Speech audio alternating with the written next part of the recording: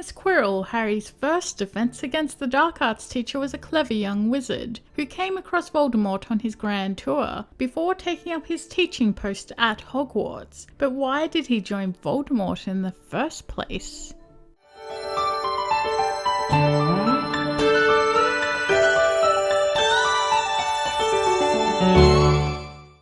When Harry first meets Quirrell, he has already adopted the wearing of a turban to conceal his second head, aka Voldemort. His nerves by this time are so pronounced that it is rumoured that his turban is stuffed full of garlic to ward off vampires. Quirrell was such a timid wizard that no one could have ever guessed what was really under his turban.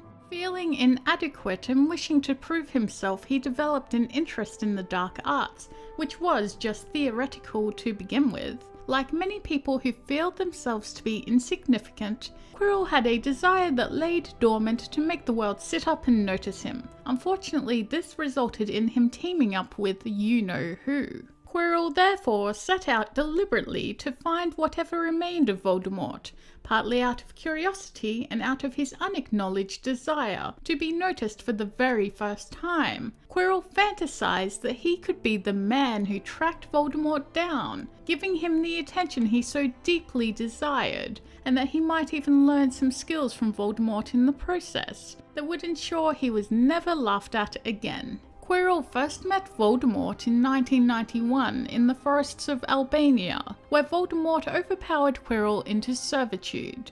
Quirrell, who was now being controlled by Voldemort, brought him back to England and eventually to Hogwarts. Voldemort planned to obtain the Philosopher's Stone and create the Elixir of Life, just as Nicholas Flamel had done, and in the hopes that it would result in a renewed body. Quirrell attempted to infiltrate Vault 713 at Gringotts in order to steal the Philosopher's Stone. Quirrell managed to break in, but found the vault had been emptied by Hagrid and Harry Potter earlier that same day.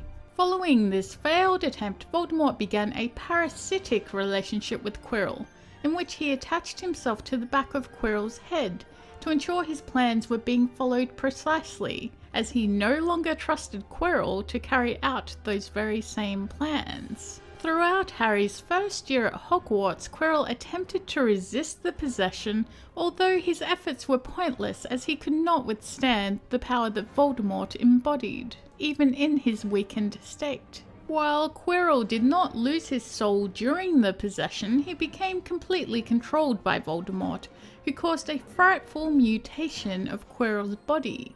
Now Voldemort looked out of the back of Quirrell's head and directed his movements, even forcing him to attempt murder. Quirrell tried to put up feeble resistance on occasion, but Voldemort was far too strong for him even in his current state. Quirrell, in effect, turned into a temporary Horcrux, while Voldemort shared his body. He was greatly defeated by the physical strain of fighting the far stronger evil soul inside him. Many years after his return, Voldemort told his Death Eaters that Quirrell was a fool, and that he only allied with him for his position as a professor at Hogwarts. It should be noted that despite his fear of Voldemort, Quirrell was one of Voldemort's only followers who referred to him by name. Quirrell had a brilliant mind, but the Hogwarts teacher was both naive and arrogant in thinking that he would be able to control an encounter with Voldemort, even in the Dark Wizard's weakened state. When Voldemort realized that the young man had a position at Hogwarts, he took immediate possession of Quirrell, who was incapable of resisting. So even though Quirrell went looking for Voldemort in the first place, there is no way that he could have not joined Voldemort, as Voldemort's power was far too strong for the naive Quirrell.